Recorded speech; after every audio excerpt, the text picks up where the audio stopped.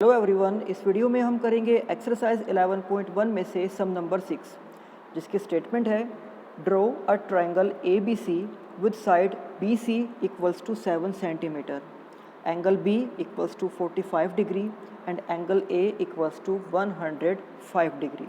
तो एक ट्रायंगल हमें यहाँ पर ड्रॉ करना है जिसका नाम है ए बी सी, और वहाँ पर हमें एक साइड की लेंथ दी गई है और उस ट्रायंगल के दो एंगल्स का मेज़रमेंट भी दिया गया है।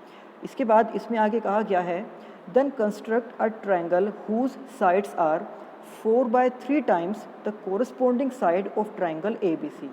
यानी कि ए बी सी ट्रायंगल को ड्रॉ करने के बाद एक दूसरा ट्रायंगल भी हमें ड्रॉ करना है ए बी सी के ही सिमिलर, और उस दूसरे ट्रायंगल की जो साइड्स हैं वो पहले वाले ट्रायंगल के साइड्स की 4/3 टाइम्स होने चाहिए।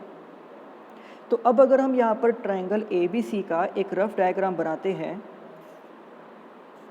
ट्रायंगल ए बी सी, तो यहाँ पर हमें बी सी की लेंथ दी गई है 7 centimetre, angle B 45 degree and angle A is 105 degree.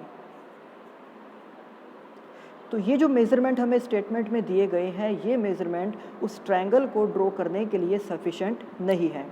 तो इसके लिए हमें यहाँ पर इस एंगल सी को भी फाइंड आउट करना होगा, जिसके लिए हम ट्रायंगल ए बी सी में एंगल सम प्रॉपर्टी का यूज़ करेंगे। तो जैसे कि आप सभी को पता है, किसी भी ट्रायंगल के तीनों एंगल्स का सम 180 डिग्री होता है। तो यहाँ पर इस ट्रायंगल के दो इंटीरियर एंगल्स हमें पता है। तो अब सबसे पहले हम इस थर्ड एंगल यानी कि सी को फाइंड आउट करेंगे। So here angle B is 45 degree, angle A is 105 degree, and we all know that sum of all interior angles in a triangle is 180 degree. Means angle A plus angle B plus angle C equals to 180 degree. अब यहाँ पर angle B की value है 45 degree, angle A की value है 105 degree, और इस angle C के मेज़रमेंट को हम फाइंड करेंगे। तो अब यहाँ पर 105 प्लस 45 इस 150 डिग्री, जिसको हम राइट हैंड साइड में ले जाएंगे माइनस में, एंड 180 माइनस 150 इज़ 30 डिग्री। तो इस तरह से हमने उस ट्रायंगल के थर्ड एंगल को फाइंड आउट कर लिया है, यानी कि angle C is 30 degree. So the required triangle can be drawn as follows.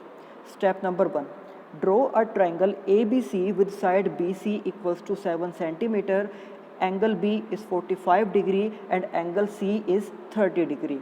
तो अब आप यहाँ पर डायग्राम में देख सकते हो कि सबसे पहले हमें इस BC को ड्रॉ करना होगा।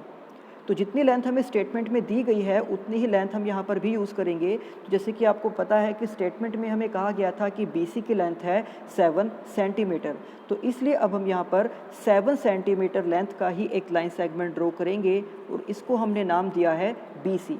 उसके बाद जैसे कि स्टेटमेंट में हमें कहा गया था कि एंगल B इज़ 45 डिग्री, तो पॉइंट बी पर हम 45 डिग्री का एंगल बनाएंगे, और ये एंगल आप डी या कंपास की हेल्प से ड्रॉ कर सकते हो। उसके बाद हमने एंगल सी को खुद से फाइंड आउट किया है अभी कि एंगल सी जो है वो है 30 डिग्री का। तो अब यहाँ पर पॉइंट सी पर हम एक 30 डिग्री का एंगल बनाएंगे, और जब उसको आगे इस तरह से हम प्रोड्यूस करेंगे तो 45 डिग्री का एंगल एंड ये 30 डिग्री का एंगल, ये दोनों एक दूसरे को इंटरसेक्ट करेंगे पॉइंट ए पर। और अब अगर आप इस एंगल ए को मेज़र करके देखते हो तो आपको इसकी वैल्यू मिल जाएगी 105 डिग्री, क्योंकि यही स्टेटमेंट में हमें गिवन थी। अब इसके बाद इसी के सिमिलर एक दूसरा ट्रायंगल ड्रॉ करने के लिए हम यहाँ पर BC से एक्यूट एंगल बनाते हुए नीचे की ओर एक रे ड्रॉ करेंगे जिसका नाम होगा BX।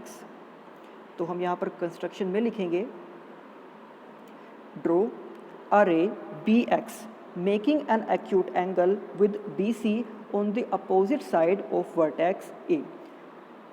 कि BC से एक्यूट एंगल बनाते हुए एक रे BX को हमें ड्रॉ करना है, और उस BX रे पर हम 4 पॉइंट्स को मार्क करेंगे। तो आप देख सकते हो कि स्टेटमेंट में हमें कहा गया था कि जो सेकंड वाला ट्रायंगल है उसकी साइड्स फर्स्ट वाले ट्रायंगल की साइड्स के 4/3 टाइम्स होनी चाहिए, एंड 4 और 3 में से 4 ग्रेटर नंबर है, इसलिए हमें उस BX के ऊपर 4 पॉइंट्स को मार्क करना होगा, और उनको हम नाम देंगे B1, B2, B3 and B4। तो यहाँ पर आप देख सकते हो कि हमने उन पॉइंट्स को नाम दिया है B1, B2, B3 and B4। अब इसके बाद जैसे कि हमें पता है कि फ्रैक्शन हमारे पास है 4/3 जिसका डिनोमिनेटर 3 है, इसलिए हम इस पॉइंट C को ज्वाइन करेंगे B3 के साथ। और हमने यहाँ पर इसको कंस्ट्रक्शन में भी लिख दिया है, ज्वाइन B3 एंड C। अब इसके बाद हमें यहाँ पर BC को आगे की ओर एक्सटेंड करना होगा, यानी कि उसको प्रोड्यूस करना होगा। तो जब हमने C को B3 से ज्वाइन किया था तो इसी के पैरेलल अब एक लाइन हमें ड्रॉ करनी है पॉइंट B4 से, जो उस BC को इंटरसेक्ट करती है पॉइंट C डैश पर। आप यहाँ पर डायग्राम में देख सकते हो कि सबसे पहले हमें BC को आगे की ओर इस तरह से प्रोड्यूस करना है, एंड जब हमने C को B3 से ज्वाइन किया था तो इसी के पैरेलल एक लाइन हम ड्रॉ करेंगे पॉइंट B4 से, और ये लाइन उस BC को इंटरसेक्ट करेगी पॉइंट C डैश पर। अब इसके बाद हम यहाँ पर प्रोड्यूस करेंगे BA को इस तरह से आगे की ओर, एंड जो ट्रायंगल की साइड थी AC, उस AC के पैरेलल हम एक लाइन ड्रॉ करेंगे पॉइंट C डैश से, और ये लाइन AC को इंटरसेक्ट करेगी पॉइंट A डैश पर। तो इसको भी हमने यहाँ पर अपने कंस्ट्रक्शन में लिखा है,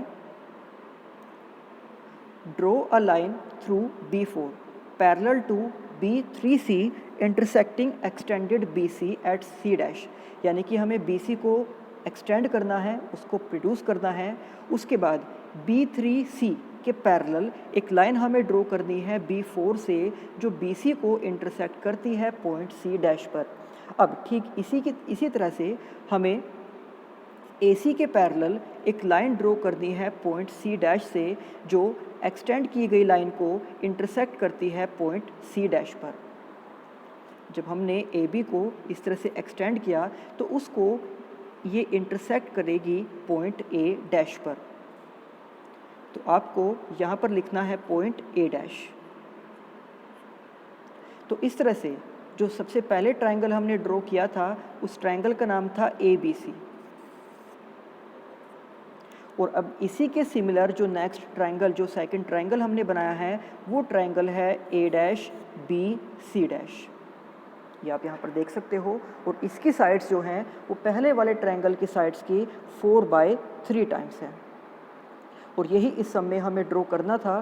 तो हम यहाँ पर कंस्ट्रक्शन में भी लिख देंगे कि triangle A dash B C dash is the required triangle.